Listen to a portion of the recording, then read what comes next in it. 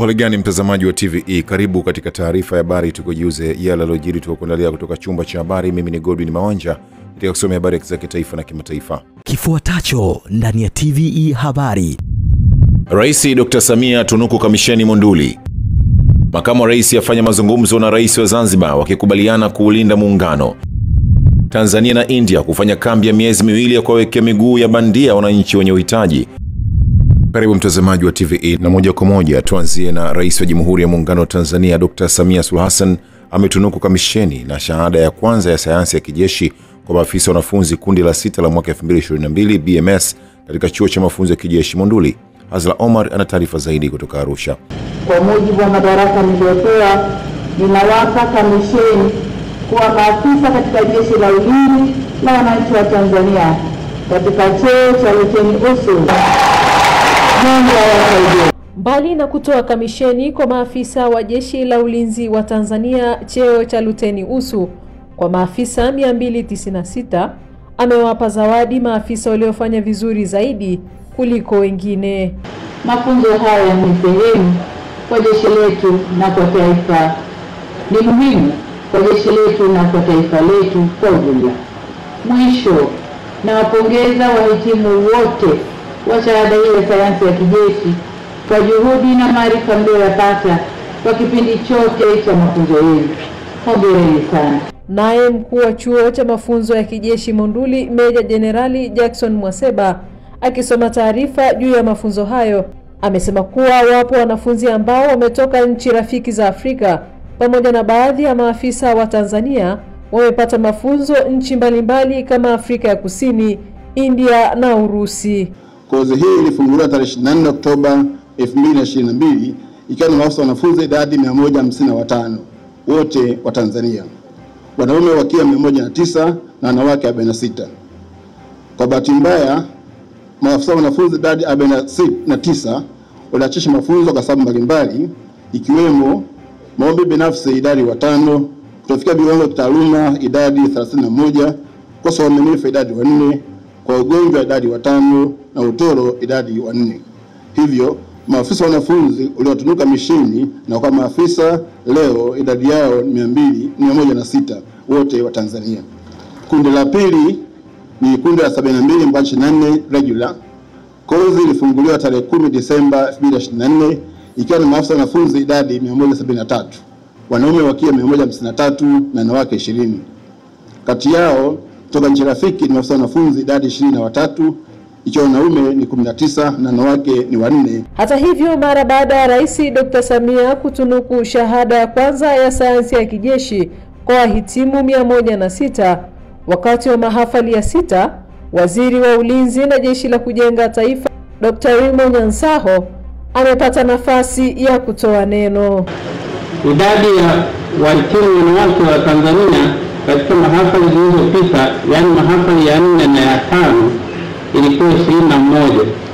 Mheshimiwa Rais, mwaka huu tumebarikiwa kuwa na wahitimu wanawake 25. Japokuwa ongezeko hili ni dogo, wizara inaendelea kuchukua hatua mahususi kuhakikisha kuwa idadi ya wahitimu wanawake inaongezeka mwaka hadi mwaka ili kuimarisha uwiano wa kijinsia bila kuathiri ubora wa viwango vya mafunzo yanayotolewa. Makamu wa rais wa Jamhuri ya Muungano wa Tanzania Balozi Dr. Emmanuel Nchimbi amempongeza rais wa Zanzibar na mwenyekiti wa Baraza la Mapinduzi Dr. Hussein Ali Mwinyi kwa ushindi alioupata katika uchaguzi mkuu wa Oktoba 2025. Taarifa hiyo inasomwa na Goodluck Msola. Makamu wa rais ametoa pongezi hizo wakati akizungumza na rais wa Zanzibar na mwenyekiti wa Baraza la Mapinduzi Dr. Hussein Ali Mwinyi, mazungumzo yaliyofanyika Ikulu Zanzibar, ambapo amesema ushindi huo ni matokeo ya kazi kubwa iliyofanywa na Dr. Mwinyi pamoja na Chama cha Mapinduzi katika kipindi cha miaka 5 iliyopita. Dr. Nchimbi ameeleza matumaini yake ya kuiona Zanzibar ikifanya maendeleo makubwa zaidi katika miaka 5 ijayo.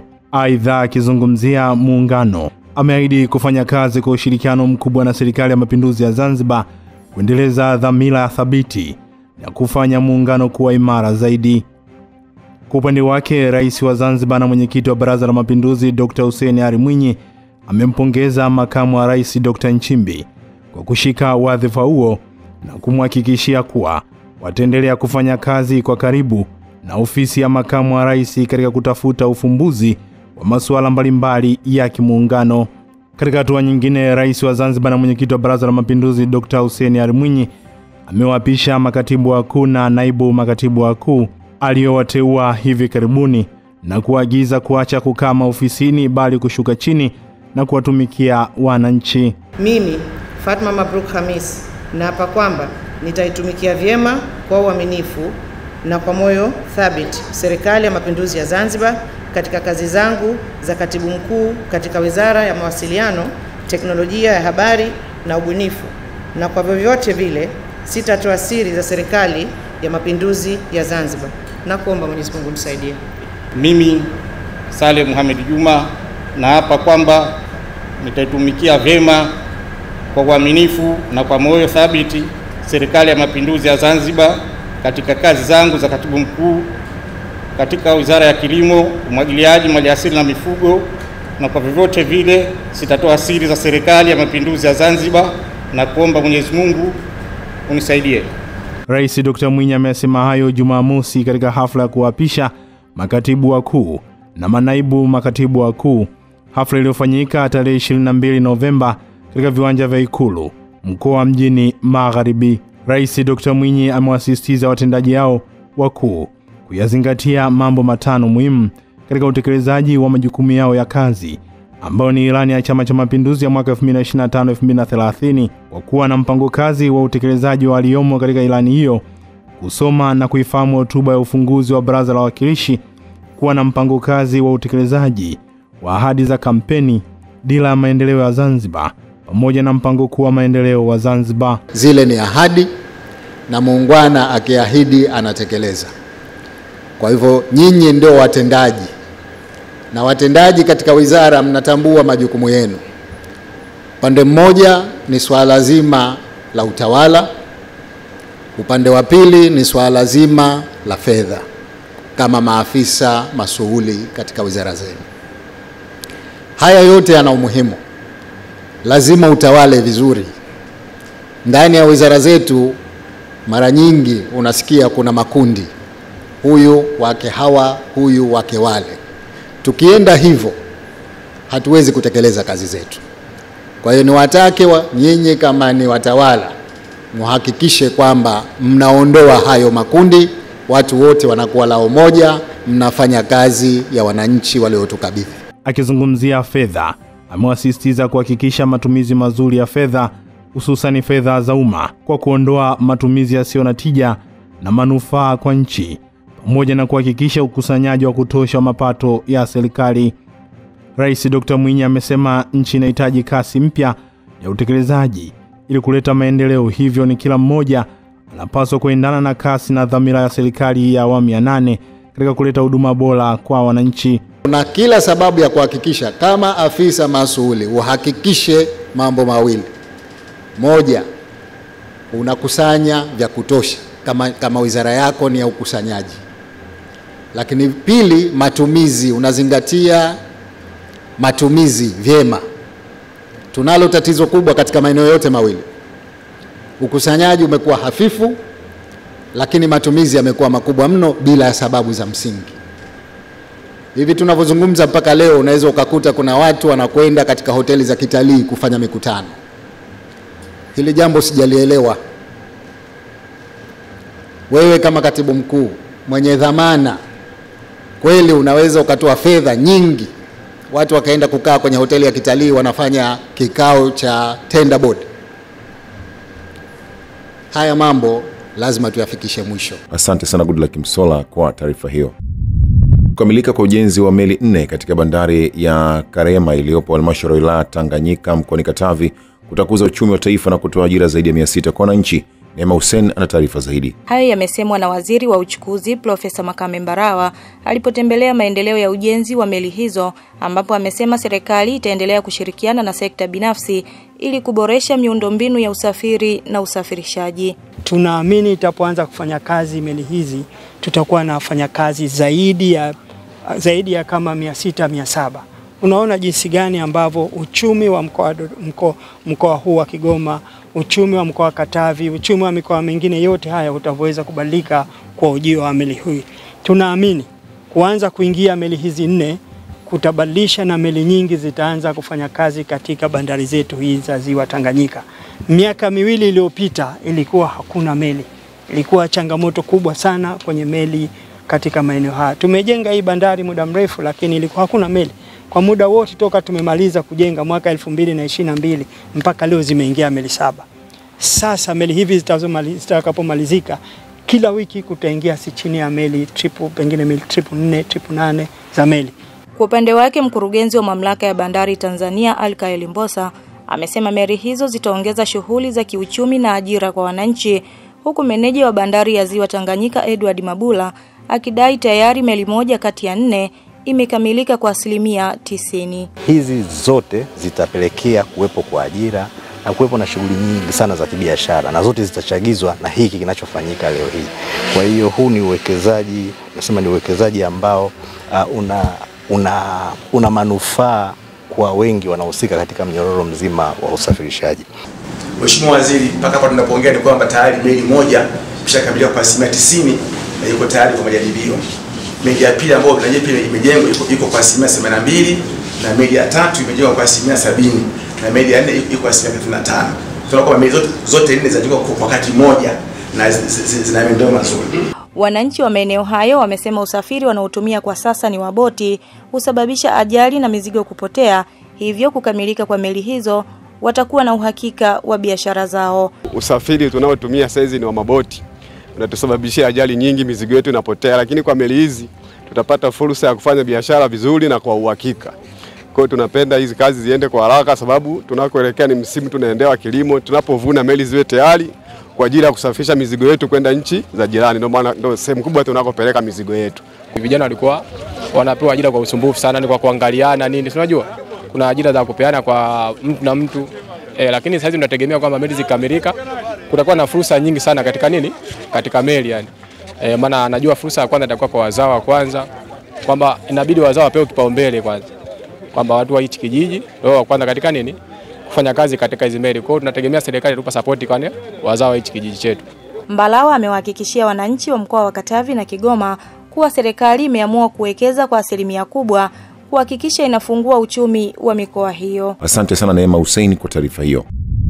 Naibu Katibu Mkuu Wizara ya Fedha Elijah Mwandumbia amesema mabadiliko katika sekta ya elimu ya juu hayaepukiki, hivyo ni muhimu vyuo vikaongeza mitaala itakayowezesha wahitimu kujenga utaalamu wa kujiajiri, hususan katika kukuza uchumi wa maendeleo ya teknolojia ya kidijitali. Rachel Chacha ameandaa taarifa zaidi. Amesema hayo wakati akimwakilisha Waziri wa Fedha Balozi Hamisi Juma Omari kwenye mahafali ya 51 ya Chuo cha Usimamizi wa Fedha IFM, ambapo amesisitiza kuwa elimu ya sasa inahitaji ubunifu na ujuzi wa teknolojia ya kisasa ili kuzalisha wasomi watakaoweza kujiajiri na kusaidia kupunguza tatizo la ajira nchini. Ameongeza kuwa wasomi wengi wamekuwa wakipoteza fursa kutokana na kusubiri kwa muda mrefu kuajiriwa baada ya kutumia ujuzi kujitegemea. Mabadiliko haya ni kwa ajili ya kuendana na mahitaji halisi ya jamii. Kwa mantiki hii, napenda kuwapongeza kwa juhudi zenu za kubuni na kuboresha mitaala ili iweze kuendana na mahitaji ya soko la ajira. Na wahimiza kuendelea kujipanga kutoa elimu iliyo bora na hasa inayolenga kuwajengea wahitimu uwezo wa kujiajiri na zaidi sana kuwa na ubunifu. Awali mkuu wa chuo cha IFM Profesa Josephat Loto ameiomba serikali kuendelea kuongeza msaada katika kuboresha miundombinu ya chuo, ikiwemo ujenzi wa majengo kutokana na ongezeko kubwa la wanafunzi. Kwa upande wake mwenyekiti wa baraza la uongozi la IFM Profesa Emmanuel Mjema amesema jukumu la baraza ni kusimamia uendeshaji wa chuo, nidhamu na matumizi sahihi ya rasilimali. Aidha ametaja kuwepo kwa changamoto kadhaa zinazohitaji kushughulikiwa na kuwataka wahitimu kuendelea kulinda amani ya nchi kwa kuepuka vitendo vya uchochezi.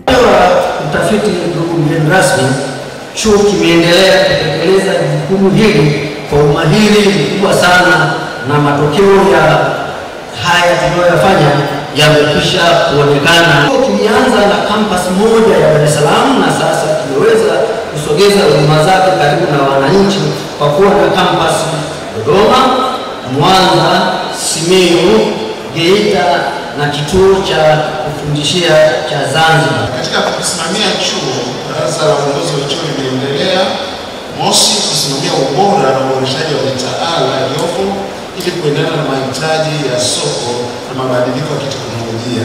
Tayari mkuu wa chuo ameeleza mambo mbalimbali ambayo yamefanyika na programu mpya ambazo zinazoanzishwa na ambazo zimeanzishwa. Asante sana Rachel Chacha kwa taarifa hiyo. Utafiti ambao umefanywa na Chuo Kikuu cha Sayansi cha Teknolojia Mbeya MUST umegundua matumizi mapya ya sayansi ya viumbe hai itwayo bioteknolojia ambayo ina uwezo wa kuzalisha nishati safi ya kupikia na kusafisha mazingira kwa kutumia viumbe hai. Taarifa ya Daniel Simelta kutoka Mbeya inafafanua zaidi. Matokeo ya utafiti huo yametolewa na Profesa Godriving Mtui wakati akiwasilisha mhadhara wa kwanza wa kiprofesa katika Chuo Kikuu cha Sayansi na Teknolojia Mbeya MUST. Bioteknolojia ni sayansi tumizi. Humu ndani tuna elimu viumbe, yani biolojia, lakini sasa tuna teknolojia. Kwa mfano upande wa mazingira tunaweza tukasafisha taka ngumu tukaziondoa kwa kutumia bioteknolojia. Tunaweza tukasafisha maji taka kwa bioteknolojia. Huo ni upande wa mazingira. Tunaweza tukazalisha nishati safi ambayo Mheshimiwa Rais wetu amekuwa anaisimamia kwa nguvu zake zote. Hiyo nishati safi inatokana na hizi takataka, tunazibadilisha taka zinakuwa nishati. Na nishati inaitwa nishati ya kibioteknolojia. Kwa lugha nyingine tunaweza kusema biogas. Kwa upande wake, makamu mkuu wa chuo hicho Profesa Alois Mvuma amesema kuwa mhadhara huo ni ishara ya kukua kitaaluma kwa chuo hicho. Kwa kwetu kama chuo, kwanza ni ishara kama tunakuwa. Na sisi nakuwa katika maeneo yote ya kitaaluma, inakuwa katika habari ya kutoa taaluma bora, idadi ya mitaala inaongezeka, miundombinu imeboreka, taaluma ambao wamesoma katika level ya PhD wanaongezeka, na profesa wanaongezeka, mpaka kufikia hatua sasa kuwa na mihadhara hiyo. Kwa mimi naingia faraja kama makamu mkuu wa chuo chetu kwamba kwa kweli tunakuwa katika uelekeo sahihi. Hata hivyo, baadhi ya wadau ambao wamehudhuria mhadhara huo wa kwanza wa kiprofesa uliofanyika chuoni hapo wamekuwa na haya kusema. Presentation ya profesa sababu ni mara ya kwanza, na kwangu mimi nimepata fursa hii ni kwa mara ya kwanza kuhudhuria session kama hizi. Tunapata mambo mazuri mengi kutokana na uzoefu wake na teknolojia ambayo ameifanyia utafiti kwa muda mrefu. Ni teknolojia ambayo kwa sasa ambayo mazingira yetu inahitaji sana. Sasa kwa uhitaji huo manake sisi imetuinua chachu na kupongeza hamu ya Nikiripoti kutoka Mbeya, mimi ni Daniel Simelta, TVE Habari. Asante sana Daniel Simelta kwa taarifa hiyo. Taasisi ya mifupa Muhimbili MOI kwa kushirikiana na ubalozi wa India nchini Tanzania inatarajiwa kufanya kambi ya miezi miwili ya kuwekea miguu ya bandia wananchi waliopoteza viungo, ambapo zaidi ya miguu bandia 600 itatolewa bila malipo. Ula Kimsola ana taarifa zaidi. Akizungumza jijini Dar es Salaam, kaimu mkurugenzi mtendaji wa taasisi ya MOI Dr. Lemeli Mchome amesema kambi hiyo itaanza Novemba 26 na kwenda kwa kipindi cha miezi miwili. Hivyo Watanzania waliopoteza viungo vyao wajitokeze na kujiandikisha katika taasisi hiyo ya MOI ili waweze kupatiwa viungo bandia bila malipo. Zoezi limeshaanza, tumeshaanza kusajili watu na mpaka sasa tumeweza kupata watu 300. Kwa hiyo tunaomba na tunatoa wito kwa wananchi ambao wana uhitaji wa miguu hii bandia na mikono pia waweze kujitokeza ili waweze kupatiwa vifaa hivi. Vifaa hivi ni bure, havina gharama yoyote. Kufitishwa pamoja na kupewa kile kifaa na kufanyiwa mazoezi ya kukitumia hakuna gharama yoyote, vinatolewa bure. Lakini hizo shughuli nyingine zinaweza zinafuata taratibu za kawaida za taasisi ya MOI katika kuonwa na madaktari na kufanyiwa uchunguzi wa awali ili kujua kwamba ni kifaa gani kinamfaa mtu aweze kukitumia au kifaa cha aina gani. Aidha, Dr. Mchome amesema mpaka sasa tayari Watanzania 300 wameshajitokeza na kuandikishwa ili kupata viungo hivyo bandia. Hivyo ni vyema wale wenye uhitaji wakatumia fursa hiyo mapema ili waweze kunufaika. Wale wagonjwa wanaokuja, wale wahitaji wanaokuja, sio lazima wasiwe na hivyo viungo. Wanaweza wakawa wanavyo tayari wanavaa, lakini vimeleta matatizo. Na wale ambao wengine hawana, sasa wanaanzia wapi? wanaanzia Moi. Kwa hiyo usajili wote wakifanya kwenye ile namba ambayo tumetoa, wataelekezwa kuja Moi. Kwa hiyo kutakuwa kuna kliniki maalum ya kuwaona.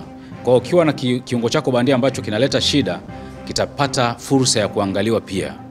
Lakini kama hauna pia, watapata fursa ya kupimwa na kutengenezewa ili baadaye kiweze kutumika.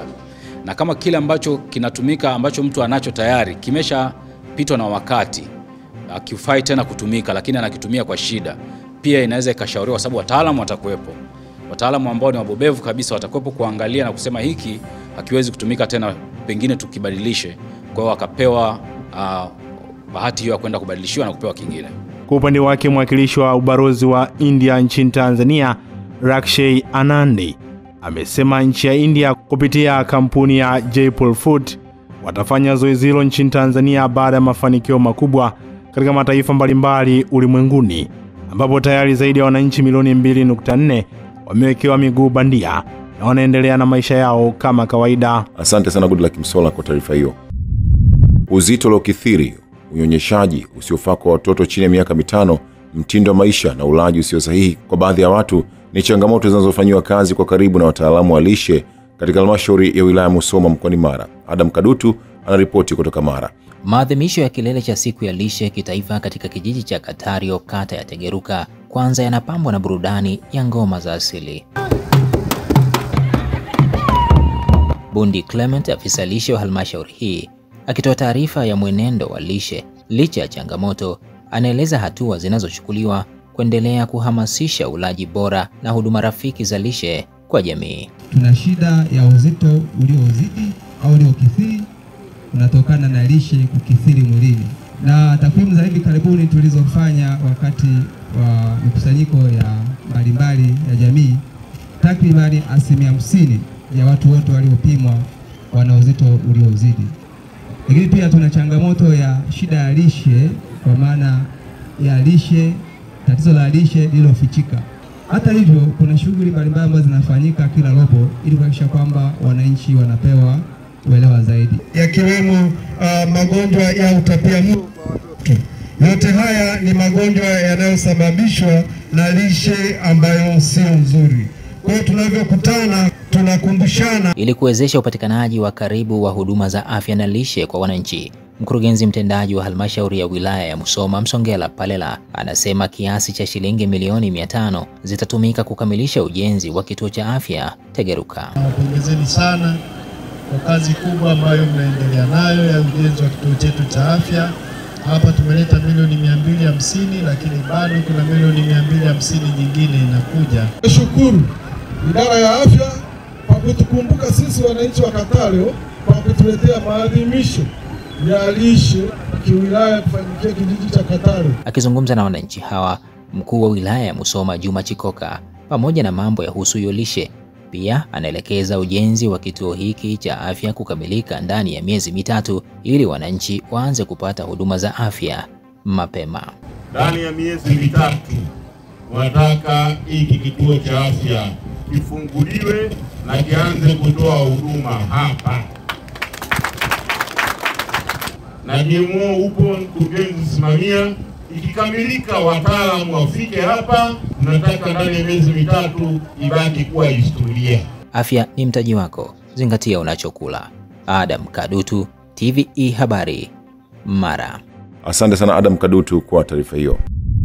Tatizo la upofu kwa watu wazima nchini Tanzania kutokana na changamoto ya mtoto wa jicho limetajwa kuongezeka, ambapo inakadiriwa kuwa kati ya wagonjwa 24 wa upofu wa macho ambao wanafika katika hospitali ya taifa Muhimbili na wagonjwa 19 kati yao wamepata upofu huo kutokana na shida ya mtoto wa jicho. Goodluck Msolla ameenda taarifa zaidi. Hayo yameelezwa jijini Dar es Salaam wakati wa mkutano wa kuelezea matokeo ya kambi maalum ya matibabu ya macho kwa wagonjwa wenye mtoto wa jicho kwa hospitali ya taifa Muhimbili pamoja na hospitali ya rufaa ya Tumbi Kibaha, ambapo akizungumza daktari bingwa wa macho Muhimbili Dr. Nelson Kilemile amesema katika kambi hiyo wamefanya upasuaji kwa kutumia tundu dogo, hivyo kuokoa gharama na maumivu kwa wagonjwa wa matatizo ya mtoto wa jicho. Ya zamani na ya sasa.